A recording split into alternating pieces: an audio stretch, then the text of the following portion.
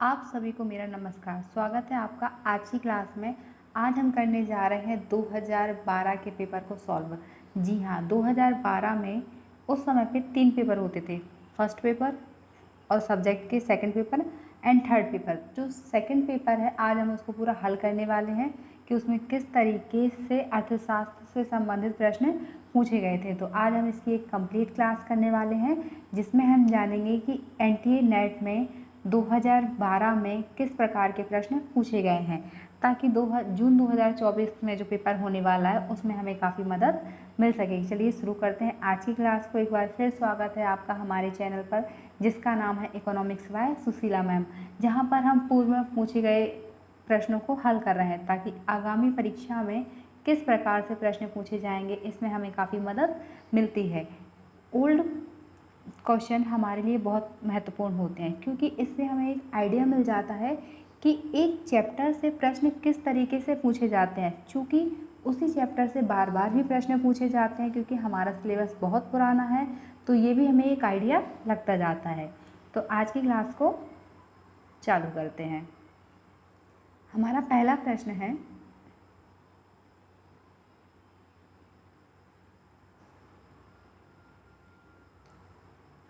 एकाधिकारिक firm की सीमांत आय कीमत से कम होती है क्योंकि पहला, मांग वक्र का ढलान सकारात्मक होता है, दूसरा, मांग वक्र का ढलान नकारात्मक होता है, तीसरा, एकाधिकारी को हानि होती है और चौथा, एकाधिकारी संतुलन में है। तीसरा, एकाधिकारी को हानि होती है और चौथा, एकाधिकारी संतुलन में है। तो इस प्रश्न का हमारा सही जवाब हो जाएगा ऑप्शन नंबर 2, मांग का ढलान नकारात्मक होता है। एकाधिकारी अगर हम फर्म की बात करें या इसके सूत्र की बात करें तो MR बराबर डेल TR अपॉन Q बराबर डेल PQ, ये हमारा ब्रैकेट में रहेगा, अपॉन डेल Q। इसको पूरा सॉल्व किया जाता है। एकाधिकारी फर्म की सीमांत आय कीमत से कम होती है। क्यों? क्योंकि मांग वक्र का ढलान नकारात्मक होता है। एकाधिकारी का मांग वक्र और औसत आय वक्र एक ही होता है, जो नीचे की ओर ऋणात्मक ढाल का होता है। यदि एकाधिकारी अपनी कीमत या उत्पादन में परिवर्तन करता है तो उसका प्रभाव सीमांत आय पर पड़ता है। इसे निम्न समीकरण द्वारा, ये जो हमने सॉल्व किया है, इससे समझते हैं। प्रश्न नंबर 2 है, एक फर्म एक घटिया वस्तु के लिए आय उपभोग वक्र एंजल वक्र रेखाएं होती हैं। ऑप्शन है, पहला, सकारात्मक रूप से ढलान लिए हुए, दूसरा, नकारात्मक रूप से ढलान लिए हुए, तीसरा, दोनों समान हैं और चौथा है, आय उपभोग वक्र रेखा सकारात्मक ढलान लिए और एंजल वक्र रेखा नकारात्मक ढलान लिए रहती है। तो ऑप्शन नंबर दूसरा हमारा सही हो जाएगा, नकारात्मक रूप से ढलान लिए हुए। हम यहाँ पे क्या कर रहे हैं, एक घटिया वस्तु की बात कर रहे हैं कि घटिया वस्तु किस प्रकार की होती है। तो एक घटिया वस्तु के लिए आय उपभोग वक्र एवं एंजल वक्र कैसा होता है, ऋणात्मक ढलान लिए होता है। यदि आय बढ़ने पर उपभोक्ता किसी वस्तु की कम मात्रा क्रय करता है तो वस्तु निकृष्ट कोटि की होती है। आय उपभोग वक्र का ढलान ऋणात्मक होता है तो इसका अर्थ है कि वस्तु घटिया है। एंजल का उपभोग नियम परिवार की आय तथा उपभोग पर व्यय होने वाले के बीच पाए जाने वाले संबंध की व्याख्या करने वाला एक आर्थिक सिद्धांत होता है और इस वक्र का ढलान नकारात्मक अर्थात नीचे की ओर गिरता हुआ होता है।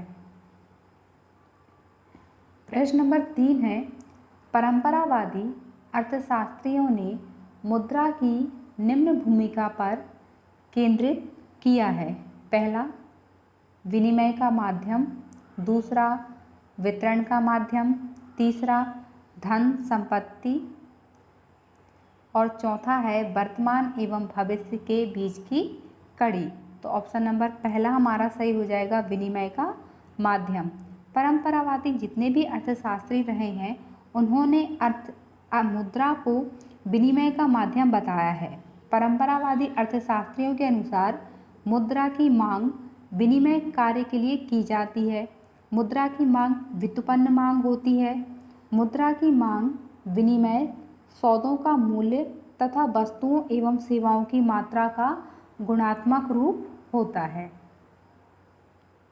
प्रश्न नंबर 4 है, यदि मुद्रा की मांग पूर्णतः ब्याज लोच निरपेक्ष है तो तरलता मुद्रा LM वक्र होगा।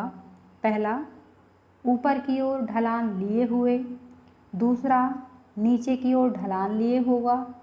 तीसरा है समस्तरीय रेखा होगी और चौथा है खड़ी रेखा होगी। तो ऑप्शन नंबर चौथा यहाँ पे हमारा सही हो जाएगा कि खड़ी रेखा होगी। यदि मुद्रा की मांग पूर्णतः ब्याज लोचदार है तो तरलता मुद्रा वक्र खड़ी रेखा होगी। तरलता मुद्रा वक्र आय व ब्याज के उन संयोगों को बताता है जहाँ पर मुद्रा की मांग व मुद्रा की पूर्ति बराबर होती है।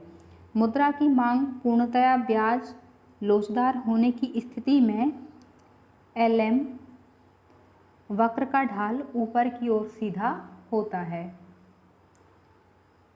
प्रश्न नंबर 5 है, हेरोड डोमर का आर्थिक विकास मॉडल निम्न के संतुलन पर आधारित है। पहला, आय सृजन और उत्पादन क्षमता निर्माण। दूसरा, आय और उपभोग संतुलन। तीसरा, निवेश एवं बचत संतुलन। और चौथा है उपरोक्त में से कोई नहीं। तो ऑप्शन नंबर 3 यहाँ पे हमारा सही हो जाएगा, निवेश एवं बचत संतुलन। हेरोड डोमर का आर्थिक विकास मॉडल निवेश एवं बचत संतुलन पर आधारित है। ये आर्थिक विकास की प्रक्रिया में निवेश को एक महत्वपूर्ण तत्व मानते हैं।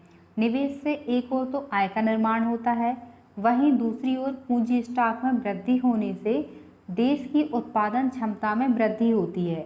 निवेश की इस पहली विशेषता को मांग प्रभाव कहते हैं और दूसरी को पूर्ति प्रभाव। प्रश्न नंबर 6 है, किसी कर की उत्प्लाविता की गणना करने हेतु हम विचार करते हैं। पहला, केवल विवेकाधीन परिवर्तनों पर। दूसरा, केवल स्वपरिवर्तनों पर। तीसरा, एक और दो दोनों। और चौथा है ना तो एक और ना ही दो पर। तो ऑप्शन नंबर 3 हमारा सही हो जाएगा, पहला और दूसरा। किसी कर की उत्प्लाव्यता की गणना करने हेतु हम विवेकाधीन परिवर्तनों तथा स्वपरिवर्तनों पर विचार करते हैं। कर की उत्प्लाविता सकल घरेलू उत्पाद में परिवर्तन के लिए कर राजस्व वृद्धि की संवेदनशीलता से संबंधित है। जब कोई कर उत्प्लावक होता है तो वह कराधान की दर बढ़ाए बिना अधिक आय उत्पन्न करता है।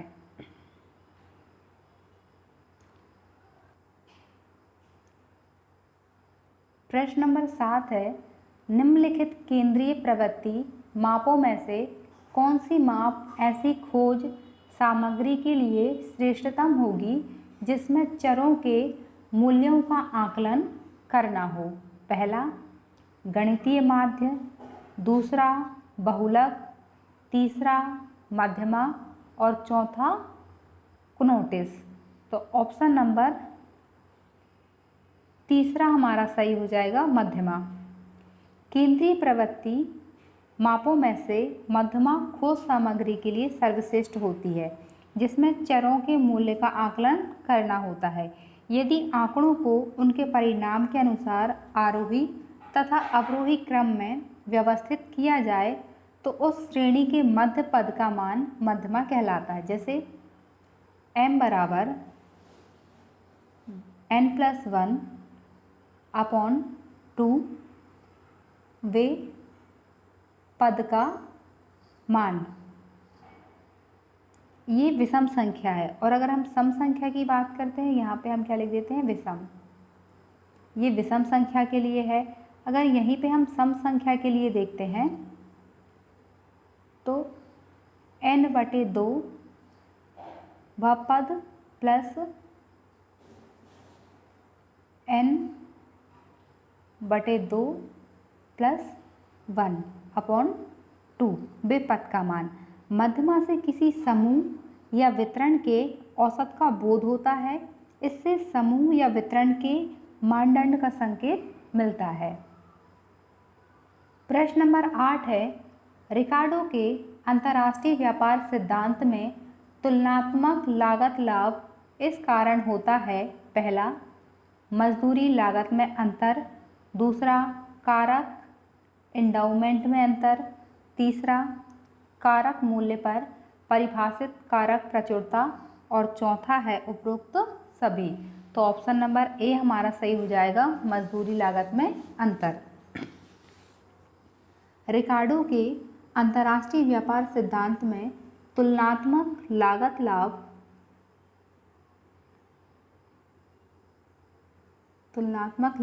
लाभ का कारण मजदूरी लागत में अंतर के कारण होता है। रिकार्डो के अनुसार लागतों में निरपेक्ष अंतर नहीं, अपितु तुलनात्मक अंतर ही दो देशों के बीच व्यापार संबंध निर्धारित करता है। प्रत्येक देश उस वस्तु के उत्पादन में विशिष्टीकरण करता है जिसमें उसके उत्पादन की तुलनात्मक लागत सबसे कम हो। अतः जब कोई देश किसी अन्य देश के साथ व्यापार करता है, क्योंकि हम यहाँ क्या कर रहे हैं, व्यापार कर रहे हैं, तो उन वस्तुओं का निर्यात करेगा जिसमें उसकी तुलनात्मक लागत अपेक्षाकृत कम है, तथा उन वस्तुओं का आयात करेगा जिसमें उसकी लागत बहुत ज़्यादा है। सामान्य सी बात है, मान लीजिए किसी वस्तु के निर्माण में हमें 10 रुपये लग रहा है, मार्केट वैल्यू उसकी 12 रुपये है, तो यहाँ पे क्या हो रहा है, हमें 2 रुपये का लाभ हो रहा है। लेकिन अगर हम जस्ट अपोजिट करते हैं कि हमारी लागत जो है वो 12 रुपये है और मार्केट प्राइस कैसा है, उसका मार्केट प्राइस क्या है, 10 रुपये है, तो यहाँ पे क्या हो रहा है, हमें 2 रुपये का नुकसान हो रहा है। तो हम यहाँ पे क्या करेंगे कि इस वस्तु का हम उत्पादन करेंगे और इस वस्तु का क्या करेंगे, हम आयात करेंगे। प्रश्न नंबर 9 है, भारतवर्ष में 2004-5 में निर्धनता रेखा से नीचे के व्यक्तियों की संख्या किस राज्य में अधिकतम थी? पहला, बिहार। दूसरा, उत्तर प्रदेश। तीसरा, मध्य प्रदेश। और चौथा, राजस्थान। तो ऑप्शन नंबर 2 हमारा सही हो जाएगा, उत्तर प्रदेश। भारत में 2004 और 5 में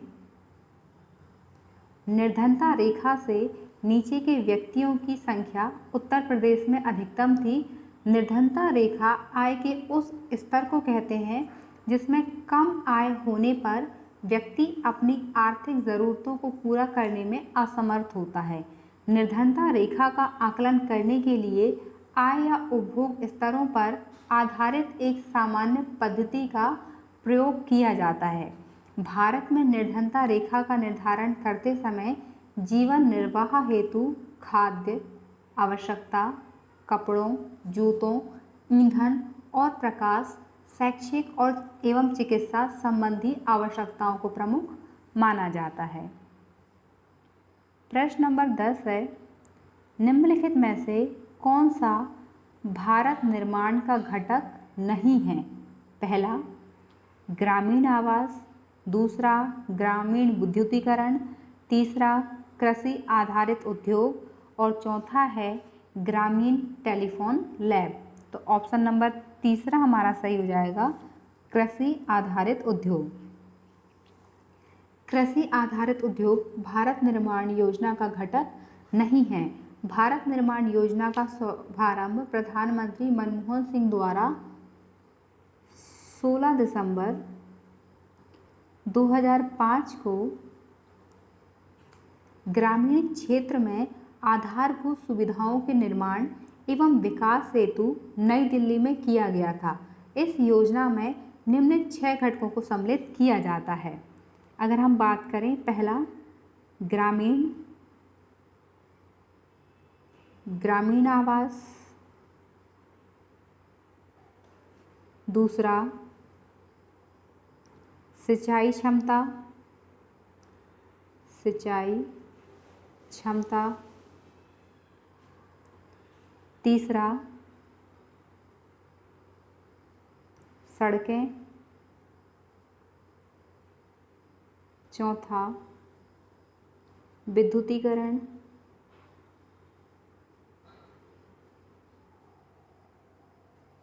पांचवा पेयजल, छठवा ग्रामीण दूरसंचार, ग्रामीण दूरसंचार। इतनी चीज़ों को सम्मिलित किया गया था। प्रश्न नंबर 11 है, विकुंचित मांग वक्र रेखा में विकुंचित बिंदु दर्शाता है। पहला अनम्य कीमत, दूसरा अनम्य मात्रा, तीसरा नम्य कीमत और चौथा है मात्रा नम्यता। यहाँ पे हमें कूट दिया गया है कि ए और बी सही है, दूसरा बी और सी सही है, तीसरा सी और डी सही है और चौथा है ए और डी सही है। तो ऑप्शन नंबर ए हमारा सही हो जाएगी, पहला और दूसरा सही है। विकुंचित मांग रेखा में विकुंचित बिंदु अनम्य कीमत तथा अनम्य मात्रा दोनों को दर्शाता है।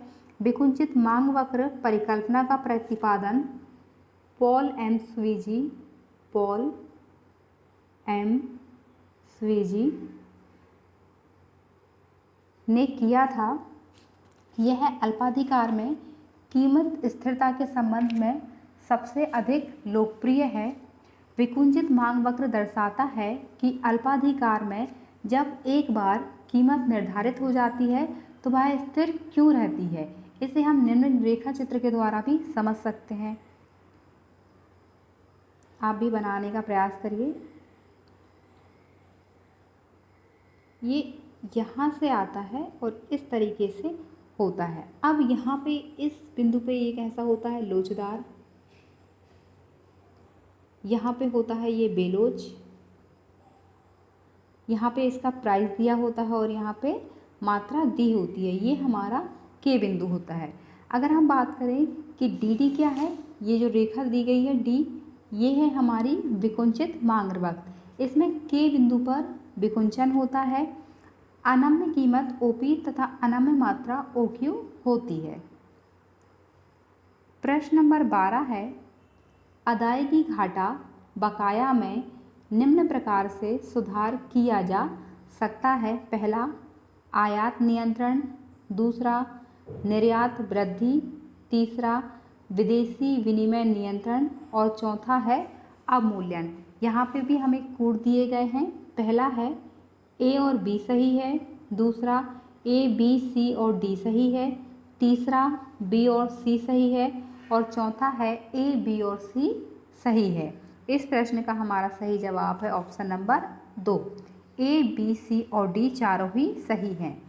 अदायगी घाटे में सुधार आयात नियंत्रण, निर्यात वृद्धि, विदेशी विनिमय नियंत्रण व अवमूल्यन द्वारा किया जा सकता है। एक वर्ष के भीतर एक देश के निवासियों का विश्व के अन्य देशों के निवासियों के साथ सभी प्रकार के लेन देन, चाहे वो दृश्य हों, अदृश्य हों या पूंजीगत हों, के विवरण को भुगतान संतुलन कहते हैं। इसमें 2 खाते होते हैं। पहला चालू खाता और दूसरा होता है पूंजी खाता। जब देश में आयात निर्यात की अपेक्षा अधिक होता है, इस वाक्य को ध्यान से सुनिएगा, जब देश में आयात निर्यात की अपेक्षा अधिक होता है तब भुगतान संतुलन की नकारात्मक स्थिति हो जाती है, जिसे भुगतान शेष या अदायगी घाटा कहा जाता है। प्रश्न नंबर 13 है, लोक ऋण के भार संबंधी समस्या पर किसने विचार किया। पहला ए.पी. लर्नर, दूसरा ए.सी. पीगू, तीसरा ई.डी. डोमर और चौथा है A.H. हैंसन। यहाँ पे भी हमें कूट दिए गए हैं। पहला है A और B सही है, दूसरा B और C सही है, तीसरा है A और D सही है और चौथा है B और C सही है। तो ऑप्शन नंबर 3 हमारा सही हो जाएगा, A और D सही है। मतलब A.P. लर्नर और A.H. हैंसन। लोक ऋण के भार संबंधी समस्या पर A.P. लर्नर तथा A.H. हैंसन ने विचार किया कि लोक ऋण केंद्र और राज्य सरकारों की कुल उधारी के रूप में माना जाता है।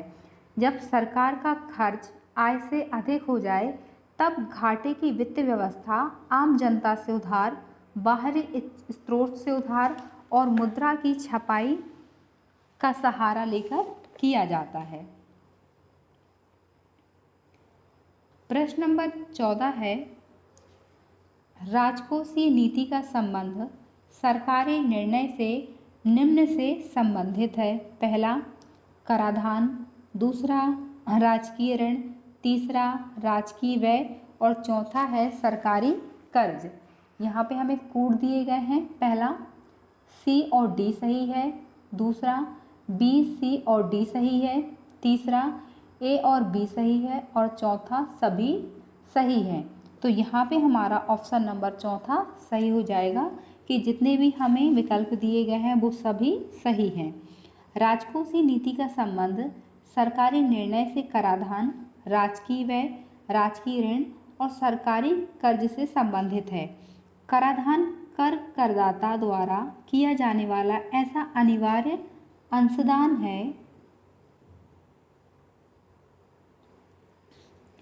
जो सामाजिक उद्देश्य जैसे आय व संपत्ति की समानता को कम करके उच्च रोजगार स्तर प्राप्त करने तथा आर्थिक स्थिरता व वृद्धि प्राप्त करने में सहायक होता है।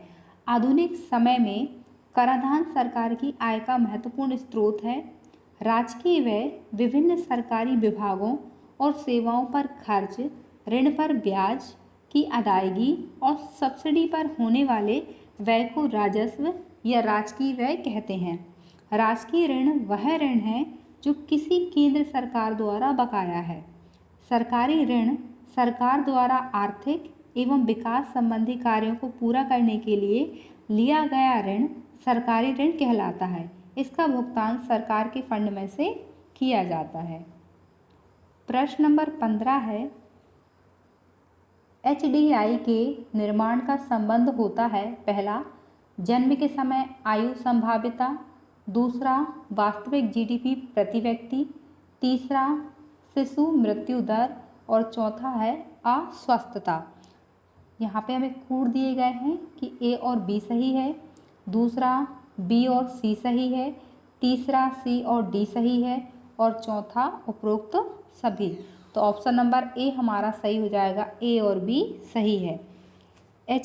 HDI ह्यूमन डेवलपमेंट इंडेक्स के निर्माण का संबंध जन्म के समय आयु संभाव्यता एवं वास्तविक GDP प्रति व्यक्ति से संबंधित है। वर्ष 1990 में UNDP से जुड़े अर्थशास्त्री महबूब उल हक, AK सेन व सिंगर हंस ने HDI में निम्न 3 चरों पर आधारित बनाया था।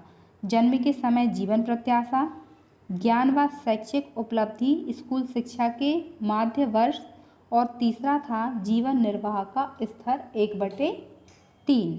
जीवन प्रत्याशा सूचकांक, शिक्षा और जीवन निर्वाह स्तर सूचकांक।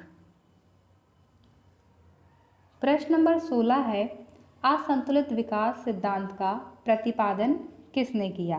पहला हर्समैन, दूसरा सिंगर, तीसरा रॉबर्ट सोलो और चौथा है रैगनर नक्सरी। यहाँ पे भी हमें कूट दिए गए हैं। पहला A और B सही है, दूसरा B और C सही है, तीसरा C और D सही है और चौथा है A और C सही है। तो ऑप्शन नंबर चौथा हमारा सही हो जाएगा कि A और C सही है, हर्समैन और सिंगर। असंतुलित विकास का सिद्धांत प्रतिपादन हर्समैन एवं सिंगर ने किया। असंतुलित विकास सिद्धांत का अर्थ किसी अर्थव्यवस्था के सभी क्षेत्रों का एक साथ विकास न करके कुछ चुने हुए प्रमुख क्षेत्रों का गहन विकास किया जाना है। असंतुलित विकास सिद्धांत का प्रतिपादन निम्न अर्थशास्त्रियों ने किया: हर्समैन, सिंगर, मार्क्स, प्लोमिंग, किंडल, वर्जर और रोजेस्टीन रॉडान।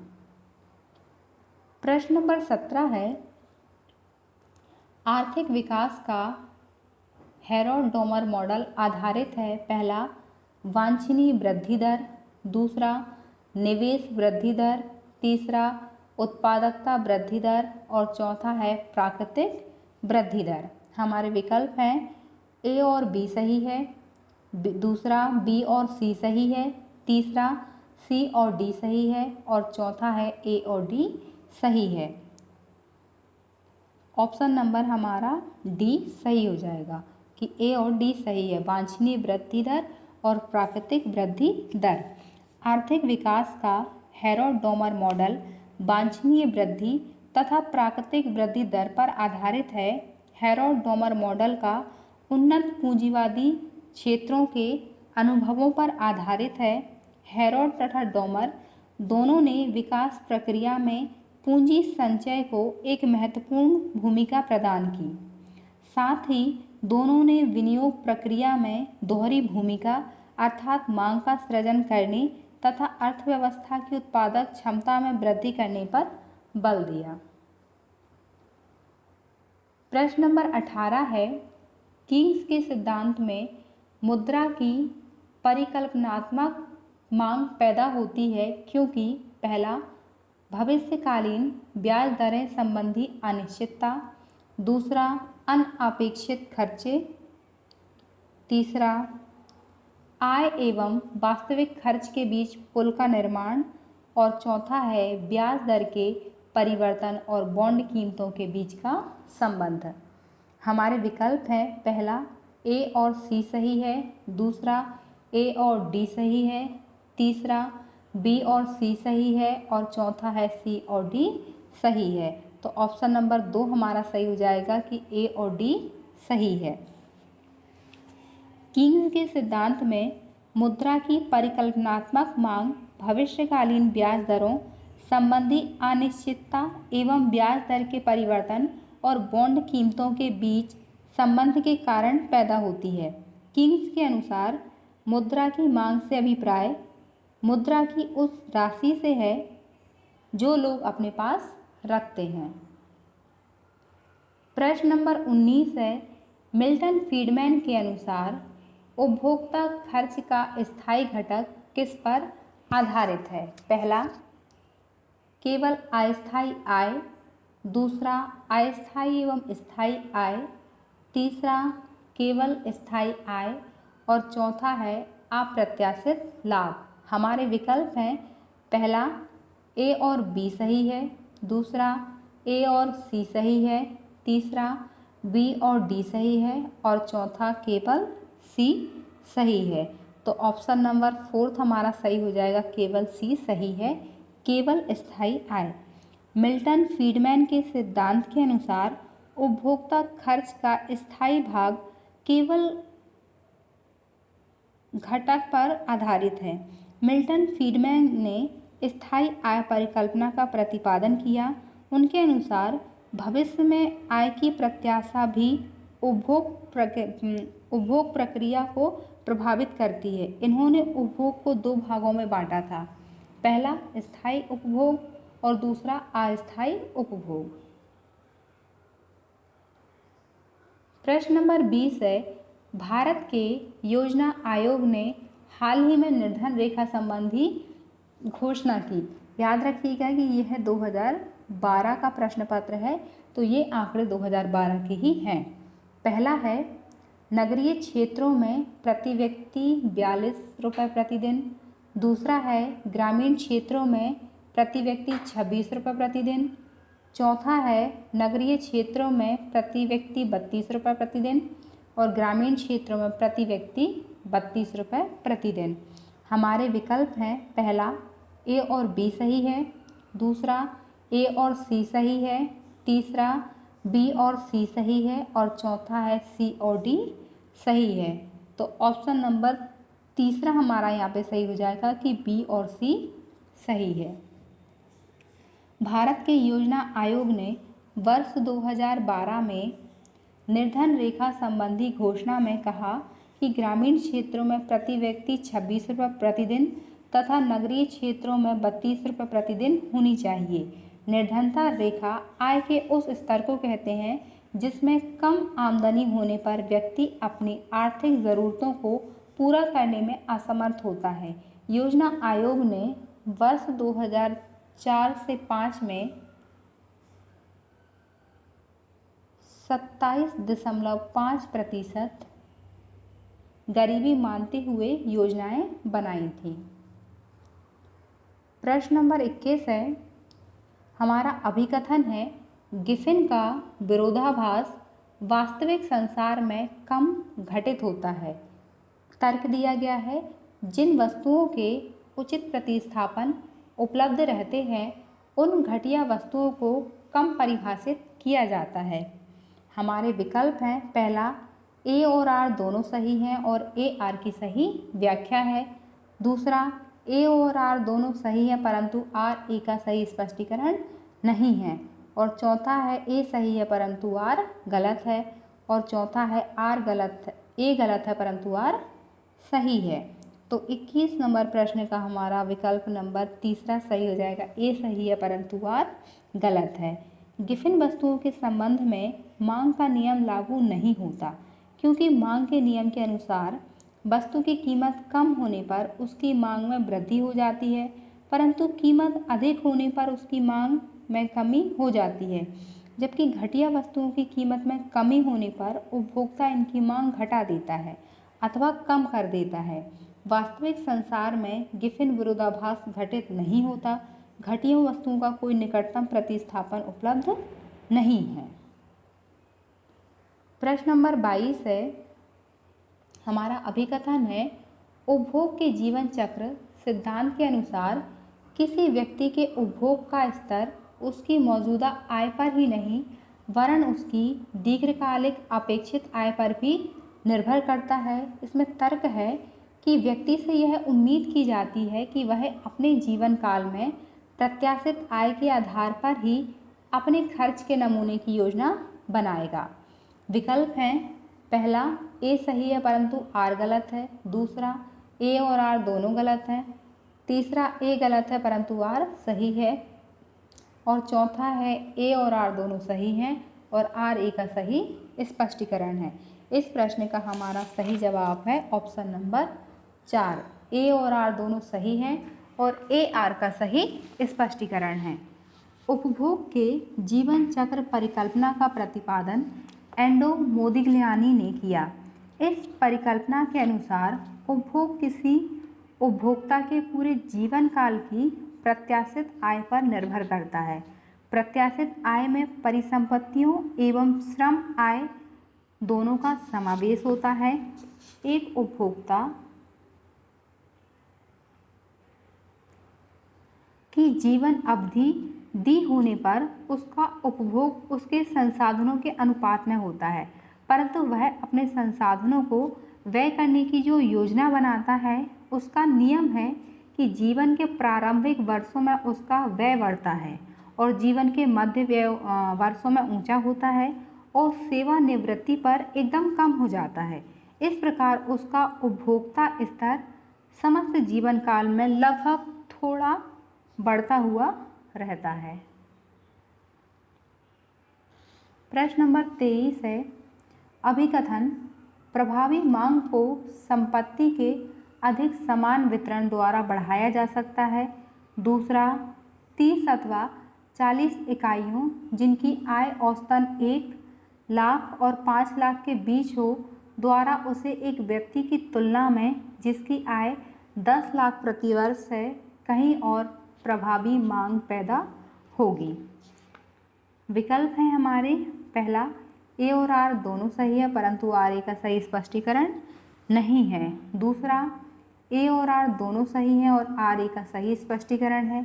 तीसरा ए सही है परंतु आर गलत है और चौथा ए गलत है परंतु आर सही है। तो हमारा ऑप्शन नंबर दूसरा सही हो जाएगा, ए और आर दोनों सही हैं और आर ए का सही, ए आर का सही स्पष्टीकरण है। प्रभावी मांग से अभिप्राय समस्त मांग के उस बिंदु से है जहां यह सामूहिक पूर्ति के बराबर होती है। प्रभावी मांग अर्थव्यवस्था की मांग का वह स्तर है जो समस्त पूर्ति से पूर्णतः संतुष्ट होता है और इसलिए उत्पादकों द्वारा उत्पाद घटाने या बढ़ाने की कोई प्रवृत्ति नहीं पाई जाती। प्रभावी मांग के दो निर्धारक हैं, उपभोग व्यय तथा निवेश। अतः प्रभावी मांग को संपत्ति के अधिक समान वितरण द्वारा बढ़ाया जा सकता है।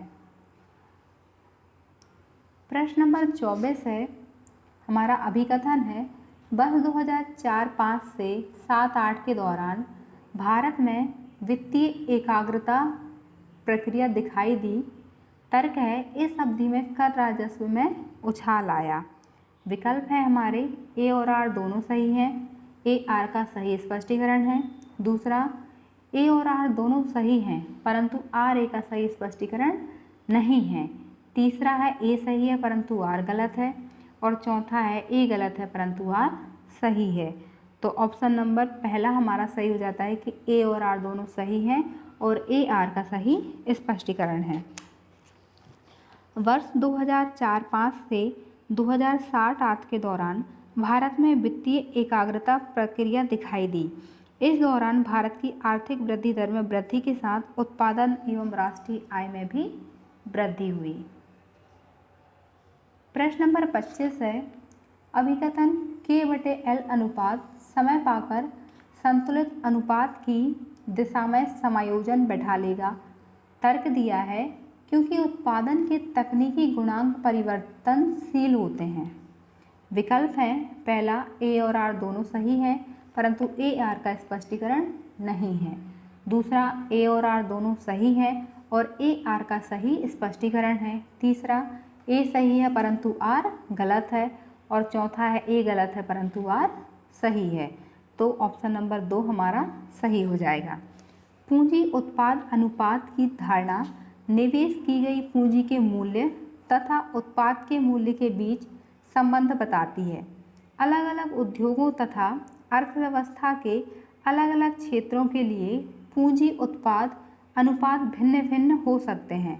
पूंजी श्रम, के का मतलब कैपिटल और एल का मतलब लेबर है। अनुपात आर्थिक विश्लेषण के गुणांकों में से एक है जो यह प्रदर्शित करता है कि एक कर्मचारी पर उपकरण की कितनी लागत आती है।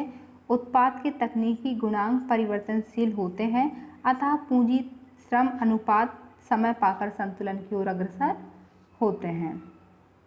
प्रश्न नंबर 26 है, अभिकथन है हमारा, देश में समाज के कमजोर वर्ग की सहायता हेतु वित्तीय समावेश अपेक्षित है। पहला मतलब तर्क दिया है, आम आदमी तक विकास के लाभों को पहुंचाने के लिए निवेश क्रियाओं को बढ़ाने की आवश्यकता है। विकल्प हैं हमारे, ए और आर सही है परंतु आर ए का स्पष्टीकरण नहीं है।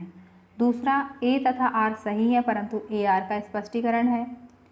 तीसरा, ए गलत है परंतु आर सही है। और चौथा, ए सही है परंतु आर गलत है। तो ऑप्शन नंबर 2 हमारा सही हो जाएगा कि ए और आर दोनों सही हैं और ए आर का सही स्पष्टीकरण है। देश में समाज के कमज़ोर वर्ग का विकास करने के लिए वित्तीय समावेशन आवश्यक है, जिसमें अल्प आय व कमज़ोर वर्ग जो बैंकिंग सेवाओं से वंचित रह गया है को कम ब्याज दरों पर बैंकिंग सेवाएं उपलब्ध कराई जाएं। वित्तीय समावेश समावेशी विकास की अहम कड़ी है।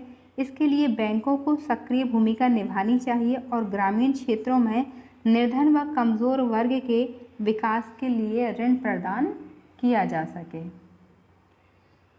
प्रश्न नंबर 27 है, अभिकथन दिया है, स्थिरता की स्थिति पूंजी निर्माण की प्रक्रिया का अंत है।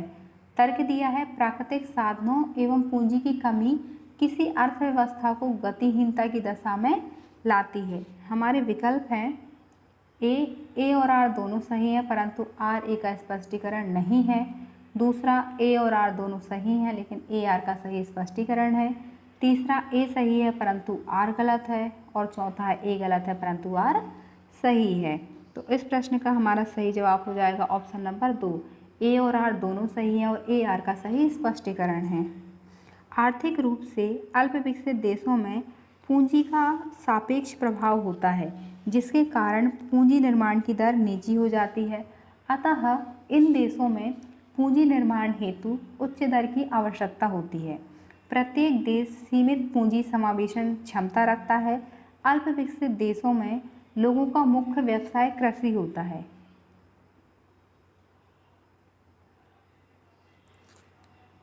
इनमें प्राकृतिक संसाधनों की कमी होती है तथा उपलब्ध प्राकृतिक संसाधनों का पूंजी की कमी के कारण पूर्ण विदोहन नहीं होता, जिससे अर्थव्यवस्था में आर्थिक विकास रुक जाता है।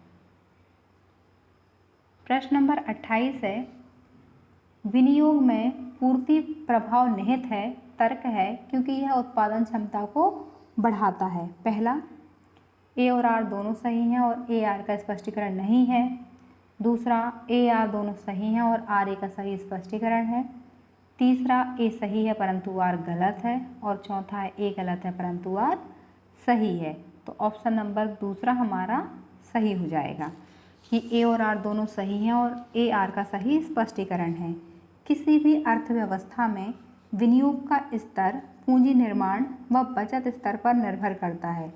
विनियोग में वृद्धि होने पर उत्पादन बढ़ता है, बचत में वृद्धि होने पर विनियोग में वृद्धि होती है, रोजगार का स्तर बढ़ता है जिससे प्रति व्यक्ति आय में वृद्धि होती है तथा इससे लोगों के उपभोग में वृद्धि होती है, जो मांग में वृद्धि करता है, जिसके परिणाम स्वरूप उत्पादन भी बढ़ता है। प्रश्न नंबर 29 है, स्वर्णमान अंततः द्वितीय विश्व युद्ध के उपरांत छोड़ दिया गया। दूसरा, देशों में स्फीति दर भिन्न भिन्न होती है। विकल्प हैं, पहला, ए और आर दोनों सही हैं, ए आर का स्पष्टीकरण है। दूसरा, ए आर दोनों सही है परंतु आर ए का स्पष्टीकरण नहीं है। तीसरा, ए सही है आर गलत है। चौथा, ए गलत है परंतु आर सही है। तो विकल्प नंबर पहला हमारा सही हो जाएगा कि ए और आर दोनों सही हैं, ए आर का सही स्पष्टीकरण है। प्रथम विश्व युद्ध के बाद बहुत से देशों द्वारा स्वर्णमान प्रणाली को लाने के लिए प्रयत्न किए गए, परंतु 1930 में की विश्वव्यापी मंदी तथा द्वितीय विश्व युद्ध में दर देश को स्वर्णमान छोड़ने पर मजबूर कर दिया। द्वितीय विश्व युद्ध के बाद उत्पन्न आर्थिक अनिश्चितताओं ने स्वर्णमान प्रणाली को पूर्णतः समाप्त कर दिया। इस समय विभिन्न देशों में स्फीति की दर भिन्न भिन्न थी। एक विनिमय दर निर्धारित नहीं थी, जिसके परिणाम स्वरूप विश्व व्यापार में गिरावट आई व बेरोजगारी एवं मंदी की स्थिति उत्पन्न हुई। प्रश्न नंबर 30 है, अभिकथन दिया है, ए, भारतीय कृषि में छद्म बेरोजगारी विद्यमान है। कारण है कृषि की सीमांत उत्पादकता लगभग शून्य है। विकल्प हैं, ए और आर दोनों सही हैं परंतु आर ए का स्पष्टीकरण नहीं है। तीसरा, ए और आर दोनों सही हैं, ए आर का स्पष्टीकरण नहीं है, यहाँ पर है और यहाँ पर नहीं है। ए सही है परंतु आर गलत है, ए गलत है परंतु आर सही है। तो यहाँ पे हमारा ऑप्शन नंबर पहला सही हो जाएगा, ए और आर दोनों सही हैं और ए आर का सही स्पष्टीकरण है।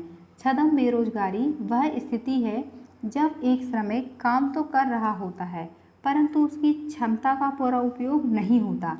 भारत में कृषि क्षेत्र में छद्म बेरोजगारी पाई जाती है, जहां कृषकों की सीमांत उत्पादकता लगभग शून्य होती है। अतः इन अतिरिक्त कृषकों को कृषि क्षेत्र से हटा दिया जाए तो कृषि क्षेत्र की उत्पादकता पर प्रतिकूल प्रभाव नहीं पड़ेगा। प्रश्न नंबर 31 है, निम्नलिखित को काल क्रमानुसार रखिए। पहला, CES उत्पादन फलन। दूसरा, कॉब डगलस उत्पादन फलन। तीसरा, डॉस लॉग उत्पादन फलन और चौथा है परिवर्तनशील अनुपातों का नियम। विकल्प दिए गए हैं, पहला बी। दूसरा है ADBC।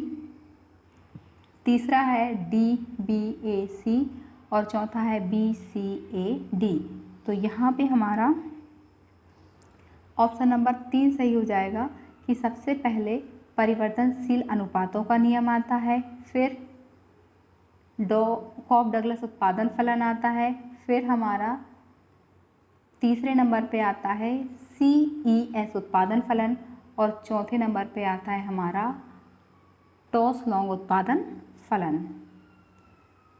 प्रश्न नंबर 32 है, निम्नलिखित योजनाओं पर विचार कीजिए। पहला EAS, दूसरा JRY, तीसरा ट्राइसेम और चौथा RLEP। विकल्प दिए गए हैं, इनका सही कालक्रम जमाना है। पहला BDAC, दूसरा है DBACA, तीसरा है DCAB और चौथा है BDCA। तो इस प्रश्न का हमारा सही जवाब हो जाएगा ऑप्शन नंबर 4। सबसे पहले ट्राइसेम आया, दूसरे नंबर पे आया क्या हमारा RLEP, तीसरे नंबर पे आया हमारा JRY और चौथे नंबर पे आया हमारा EAS। प्रश्न नंबर 33 है, मुद्रा के उद्गम को कालक्रम में लिखिए। पहला चेक, दूसरा धातु मुद्रा, तीसरा वस्तु मुद्रा और चौथा है कागज मुद्रा। विकल्प है हमारे DACD, यहाँ पर B हो जाएगा।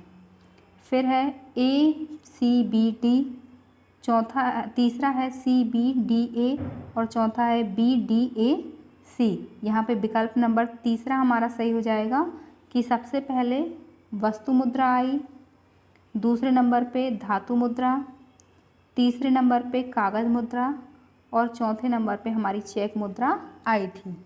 अगर हम धातु मुद्रा को देखें तो प्राचीन समाज में सबसे ज़्यादा चलन था। प्राचीन समय में धातु के टुकड़ों जैसे सोने चांदी पर महाराजा या नवाब या चिन्ह अंकित कर दिया जाता था, जो 1540 ईस्वी में बहुत ज़्यादा प्रचलन में था। फिर अगर हम बात करें कागज़ मुद्रा की, तो भारतीय रिजर्व बैंक द्वारा जारी करेंसी और सिक्के कागज़ मुद्रा हैं। कागज़ मुद्रा का सर्वप्रथम निगमनकर्ता कौन थे? General Bank of Bengal and Bihar, जो 1773 से 75 पे था। चलिए अगले प्रश्न की ओर बढ़ते हैं। प्रश्न नंबर 34 है, निम्नलिखित सिद्धांतों को कालक्रमानुसार रखिए।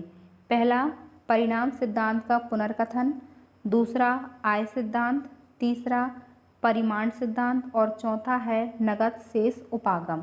विकल्प है हमारे ABDC, दूसरा है CABD, तीसरा है DCAB और चौथा है CDBA।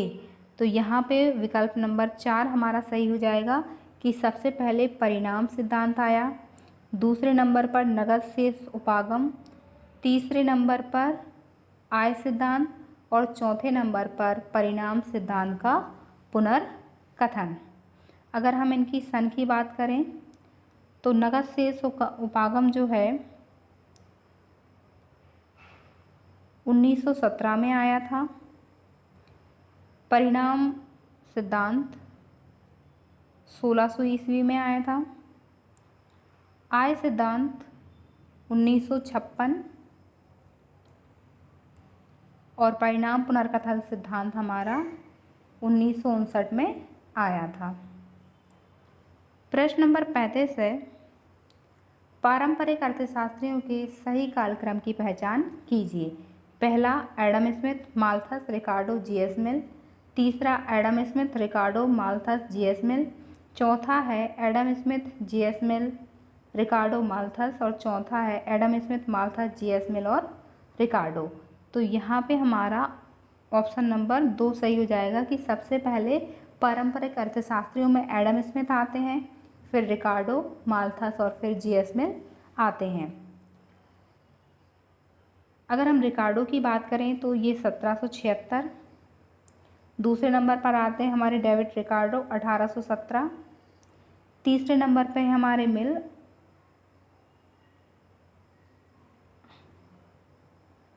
माल्थस और मिल लगभग एक साथ आए थे 1848 में।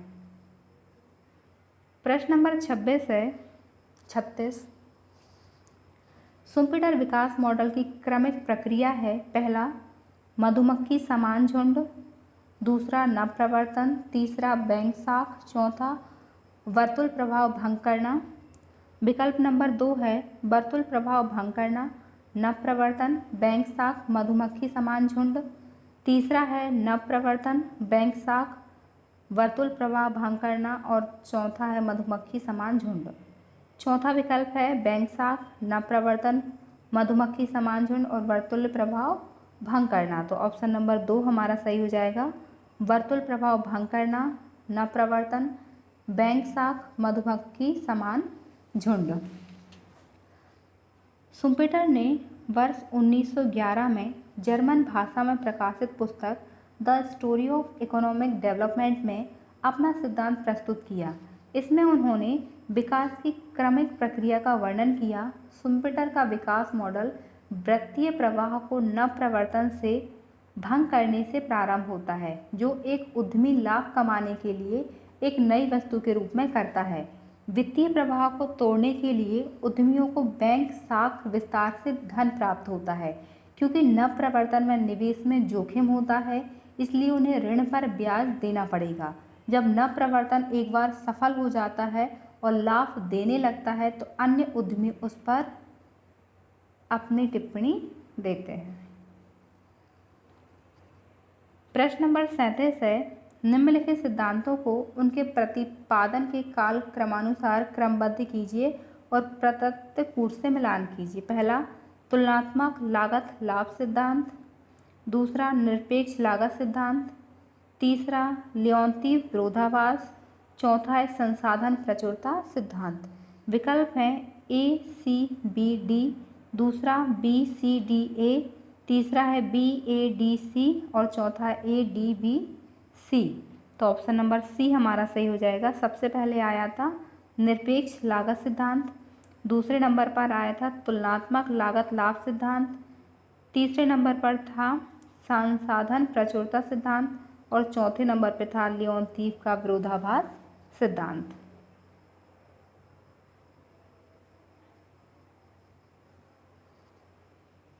प्रश्न नंबर 38 है आर्थिक विकास के विभिन्न सोपानों के सही क्रम का चयन कीजिए।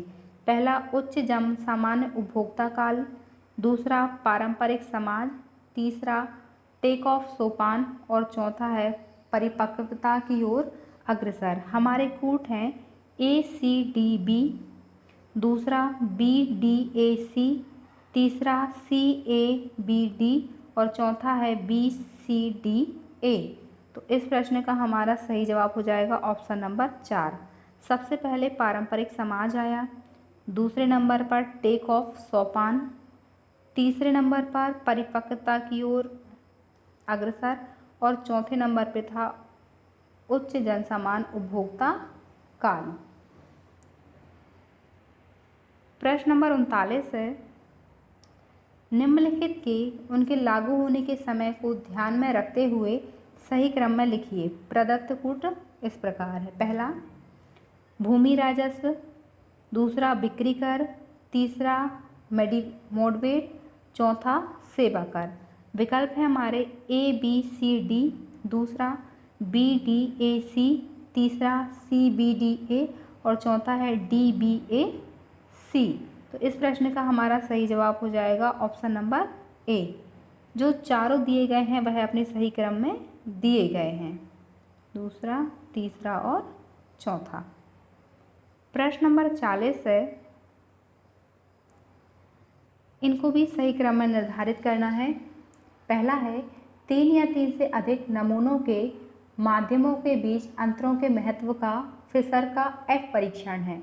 दूसरा कैंडल का आंशिक रैंक सहसंबंध, तीसरा 2 नमूनों के माध्यमों के बीच अंतरों के महत्व को गॉडसेट का टी परीक्षण कहते हैं। और चौथा है नमूने के मूल्यों का वक्र की उपयुक्तता और यादृच्छिक की उपयुक्तता की अच्छाई को काई स्क्वायर परीक्षण कहते हैं। हमारे कूट हैं, पहला CABD, दूसरा ABCD, तीसरा DCBA और चौथा है ABDC। इस प्रश्न का हमारा सही जवाब हो जाएगा विकल्प नंबर ए। सबसे पहले दो नमूनों के मध्य अंतरों के गॉसेट का टी परीक्षण आया, दूसरे नंबर पर फिशर का एफ परीक्षण, तीसरे नंबर पर कैंडल का आंशिक और चौथे नंबर पर है काई स्क्वायर परीक्षण। प्रश्न नंबर 41 है, सही जोड़ी दी गई हैं जिनका सही मिलान करना है। पहला है फर्म का व्यवहार सिद्धांत जिसके सामने दिया है JB क्लार्क, दूसरा है वितरण का सीमांत उत्पादकता सिद्धांत साइटे ऑफ मार्क, तीसरा है कल्याण का दोहरा मापदंड केनेथ एरो, चौथा है असंभाव्यता का सिद्धांत सिटोवस्की। यहाँ पर हमें कूट दिए गए हैं, दूसरा, पहला, चौथा, तीसरा, दूसरा है तीसरा, दूसरा, चौथा और पहला, तीसरा है पहला, चौथा, तीसरा और दूसरा, और चौथा है दूसरा, पहला, तीसरा और चौथा। तो इस प्रश्न का हमारा सही जवाब है विकल्प नंबर 1। फर्म का व्यवहार सिद्धांत साइट ऑफ मार्क ने दिया था। दूसरा है वितरण का सीमांत उत्पादकता सिद्धांत, ये हमारे JB क्लार्क ने दिया था। तीसरा है वितरण का दोहरा मापदंड, ये हमारे सिटोवस्की ने दिया था। और चौथा है असंभाव्यता का सिद्धांत, ये सिद्धांत एरोकेनोथ ने दिया था। बढ़ते हैं अगले प्रश्न की ओर। प्रश्न नंबर 42 है, फर्स्ट और सेकंड सूची को मिलाना है। पहला नया क्लासिकी अर्थशास्त्र TH हवाल्मो, दूसरा स्थायी आय परिकल्पना रॉबर्ट लुकास, तीसरा है संतुलित बजट का बहुप्रभाव N ग्रेगरी मानकिव, चौथा है नया केन्जियन सिद्धांत मिल्टन फ्रीडमैन। विकल्प दिए हैं हमें तीसरा, चौथा, दूसरा, पहला, दूसरा है चौथा, तीसरा, दूसरा, पहला, तीसरा है दूसरा, चौथा, पहला और तीसरा, और चौथा दिया है पहला, दूसरा, चौथा और तीसरा। तो यहाँ पे हमारा सही जवाब हो जाएगा ऑप्शन नंबर 3। नया क्लासिकी अर्थशास्त्र रॉबर्ट लुकास ने दिया है। स्थायी आय की परिकल्पना, स्थायी आय परिकल्पना मिल्टन फ्रीडमैन ने दी है। चौथा है, तीसरा है संतुलित बजट का प्रभाव, ये TH हवोलो ने दिया है।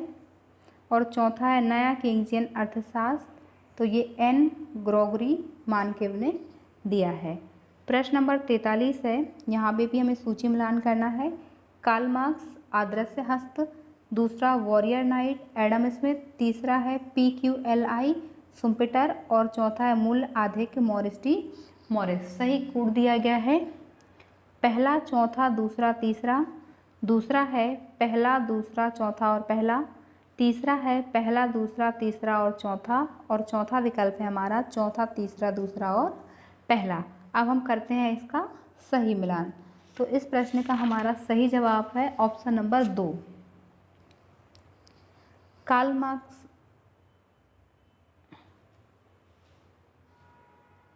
मार्क्स के साथ के समय में एडम स्मिथ थे, वॉरियर नाइट के समय सुम्पिटर, PQLI मॉरिस टी मॉरिस, मूल्य आधिक्य आदर्श हस्त था। प्रश्न नंबर 44 है,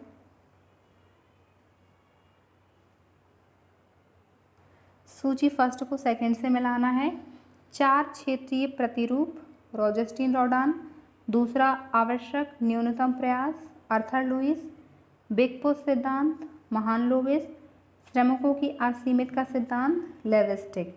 विकल्प है हमारे पहला, चौथा, दूसरा, तीसरा, दूसरा है तीसरा, चौथा, पहला, दूसरा, तीसरा और चौथा। तो इस प्रश्न का हमारा सही जवाब है विकल्प नंबर 2।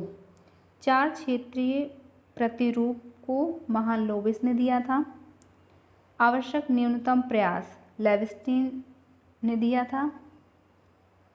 बिग पुश का सिद्धांत रॉजस्टीन रोडान ने दिया और श्रमिकों की असीमित पूर्ति का सिद्धांत आर्थर लुईस ने दिया था।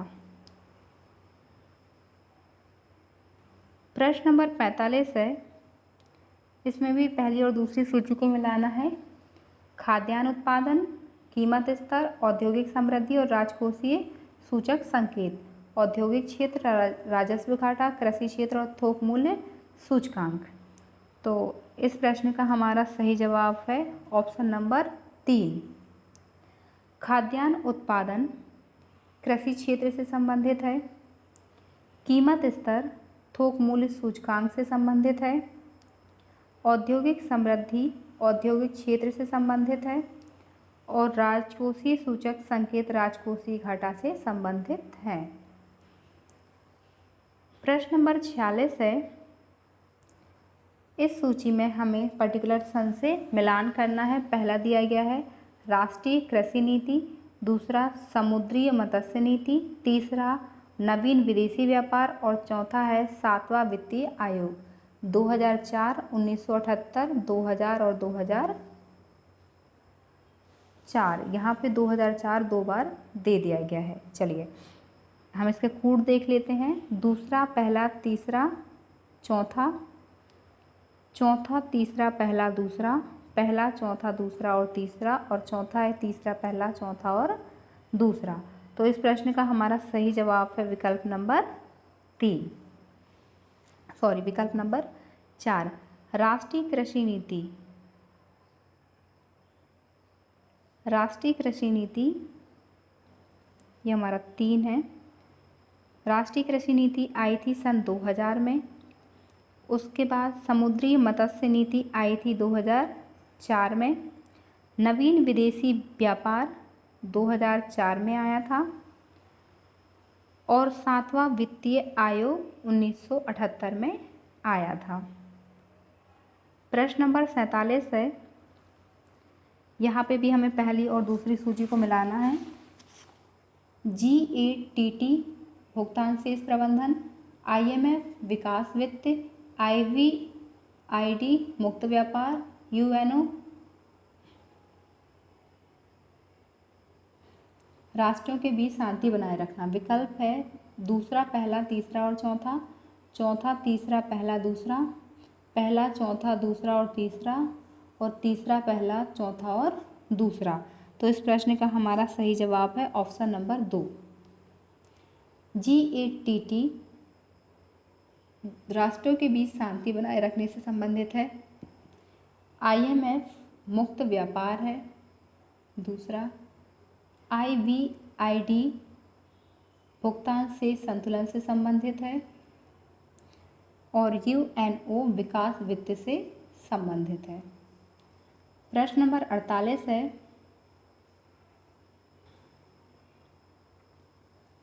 पहला एडम स्मिथ उपलब्धता सिद्धांत, डेविड रिकार्डो संसाधन विपुलता, ओहलिन निरपेक्ष लाभ, IV क्रॉस तुलनात्मक लाभ।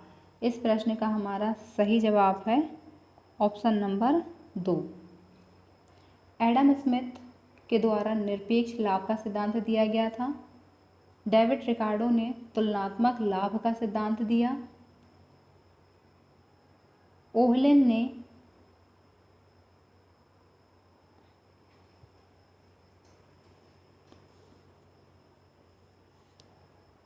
ओहलिन के द्वारा संसाधन, ये 2 है यहाँ पे, संसाधन विपुलता का सिद्धांत दिया और IV क्रॉसिक ने उपलब्धता सिद्धांत दिया है, मतलब 4 नंबर पे। यहाँ पे ये 2 है और उसके बाद चौथा। ठीक, तो ये हमारा सही जवाब है। प्रश्न नंबर 49 है, साधारण यादृच्छिक नमूना, यादृच्छिक नमूना, स्तरित यादृच्छिक नमूना और चौथा है स्तरित सुव्यवस्थित नमूना। इस प्रश्न का हम सही जवाब देख लेते हैं। प्रश्न नंबर 49 का सही जवाब है विकल्प नंबर 4।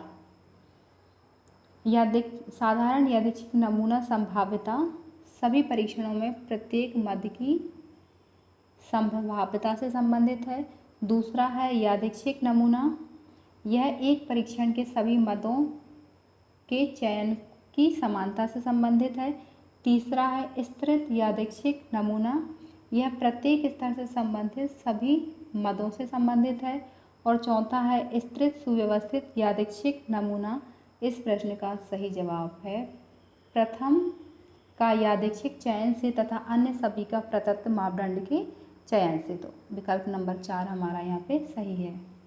प्रश्न नंबर 50 और अंतिम प्रश्न है, प्रथम सूची और द्वितीय सूची को मिलान कीजिए।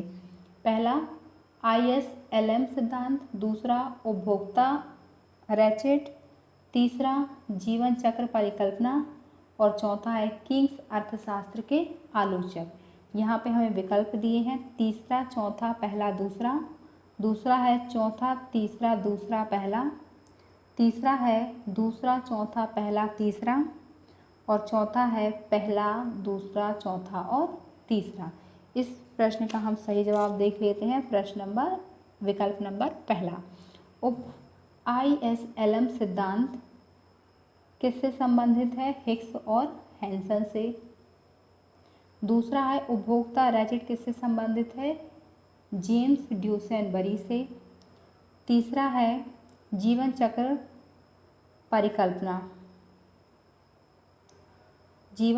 परिकल्पना मोदिग्लानी और रिचर्ड से। तीसरा सही है यहाँ पे हमारा। और चौथा है किंग्स अर्थशास्त्र के आलोचक हैं लुकास और सर्जेंट। अब हम थोड़ा सा जान लेते हैं ISLM वक्र के बारे में। इस सिद्धांत में ब्याज के आधुनिक सिद्धांत का प्रतिपादन हिग्स तथा हैंसन ने किया, इसलिए इस सिद्धांत को हिग्स हैंसन समन्वयन सिद्धांत कहते हैं। दूसरा है उपभोक्ता रैचेट। जेम्स ड्यूसेन एक अमेरिकी अर्थशास्त्री थे। इन्होंने आय बचत तथा उपभोक्ता व्यवहार के सिद्धांत के साथ आय और रोजगार के किंजियन विश्लेषण में महत्वपूर्ण योगदान दिया था। तीसरा है हमारा जीवन चक्र परिकल्पना मॉडल, जो मोदिग्लानी और रिचर्ड ब्रमबर्ग द्वारा प्रतिपादित किया गया। और चौथा है किंग्स अर्थशास्त्र के आलोचक लुकास और सर्जेंट ने किंजियन मॉडल की भव्य अर्थमिति विफलता के बारे में तर्क दिए थे। तो यहाँ पे आज की हमारी क्लास समाप्त होती है। यह हमारे 2012 जून का NTA नेट का सेकंड प्रश्न पत्र था, जिसको हमने एक कंप्लीट क्लास के रूप में हल किया है। तो आपको आगामी परीक्षा में यह काम आएगा। अगर आपको वीडियो अच्छी लगी है तो लाइक, कमेंट एंड चैनल को सब्सक्राइब ज़रूर कीजिएगा। Have a good day.